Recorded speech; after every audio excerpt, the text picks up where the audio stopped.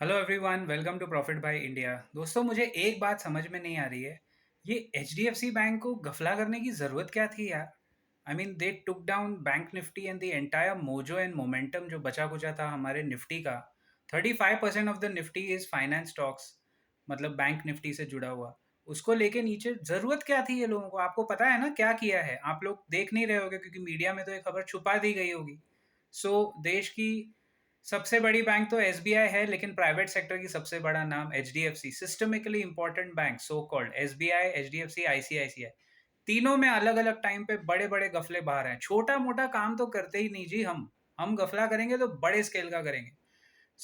MSRTC Maharashtra की government undertaking, 25,000 crore उनको जमा करने थे। उन्होंने एचडीएफसी बैंक को बोला, बेटा तेरे पास जमा करेंगे, हमें 6% इंटरेस्ट रेट चाहिए सेविंग्स, मतलब पैसे डालने का। बोला हाँ जी हो जाएगा, क्यों नहीं, आ जाओ। खाया पिया कुछ नहीं, ग्लास तोड़ा 12 आना, ना पैसे डाले एमएसआरटीसी ने। एचडीएफसी बैंक ने 45 करोड़ रुपीस कैमोफ्लाज करके, यानी घुमा के, मार्केटिंग एक्सपेंस दिखा के, रोड सेफ्टी कैंपेन, आय हाय, इतने ऐसे अगर रोड सेफ्टी कैंपेन होने लगे 45 करोड़ के नाम पे, तो वो तो दुनिया भर को पता चलना चाहिए था। किसी को खबर नहीं हुई, रोड सेफ्टी कैंपेन के नाम पे दिखाए, and this siphoned of money. And ये देश के प्राइवेट सेक्टर के और दुनिया के टॉप 10 बैंक्स में आने वाली एचडीएफसी बैंक में हुआ है। एफआईआई का फेवरेट स्टॉक, जिसके वजह से पूरे बाजार का मोमेंटम इन्होंने गिराया।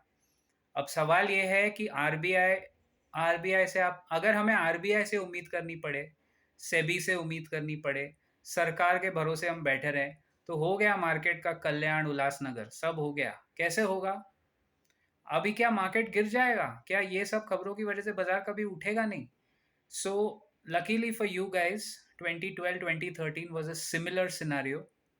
एंड हालांकि ये बात मैं एक दो बार कह चुका हूँ पहले, बाजार कभी भी ऐसी सिचुएशन में भाव दिखा देता है आपको। भाव भगवान छे हम कहते ही हैं।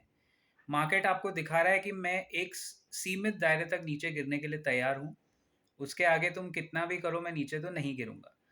तो मार्केट तो अपने आप को संभाल लेगा। एंड हमारा मेंबर्स सेक्शन आप ज़रूर एक बार ज्वाइन करके देखें, आपको पता चल जाएगा कि स्ट्रैटेजिक अलाइनमेंट कैसे करना है पोजिशनल ट्रेड्स का। आप ट्रेनिंग प्रोग्राम उसमें है, आप देख सकते हो। मुझे इससे ज़्यादा चीज़ जो खाए जा रही है, मैंने कुछ आरटीआई के आंकड़े यानी नंबर्स देखे। India's youth unemployment in the last whatever 10 years of demonetization is 46% in the age bracket of 20 to 29. It is shocking, absolutely shocking. Second, पिछले 5 साल में 2020-21 यानी कोविड के बाद से अब 2026 तक there are 1,37,000 MSMEs which have shut down, यानी बंद हो गई हैं। और ये हुआ है डीमोनेटाइजेशन के बाद। दोस्तों, 8 नवंबर 2026 को हम लोग डीमोनेटाइजेशन के 10 साल पूरे होने का पर्व मनाएंगे। इस चैनल पे मैं आपको अपडेट करूंगा हम क्या करने वाले हैं। बट आई थिंक विश्व गुरु और बड़ी इकोनॉमी के चक्कर में जितने इस सरकार के दावे थे वो नीचे गिर रहे हैं।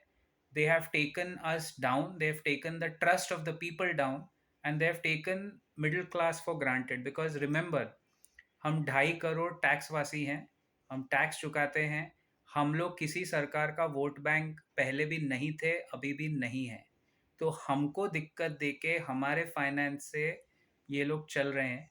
और आज सबसे ज़्यादा दिक्कत अगर किसी को इस देश में हो रही है तो वो है देश का lower, upper and middle class, मतलब लोअर मिडिल क्लास। तो कॉन्ग्रेचुलेशंस, अच्छे दिन आ चुके हैं। अब यहाँ से हमें देखो क्या होता है।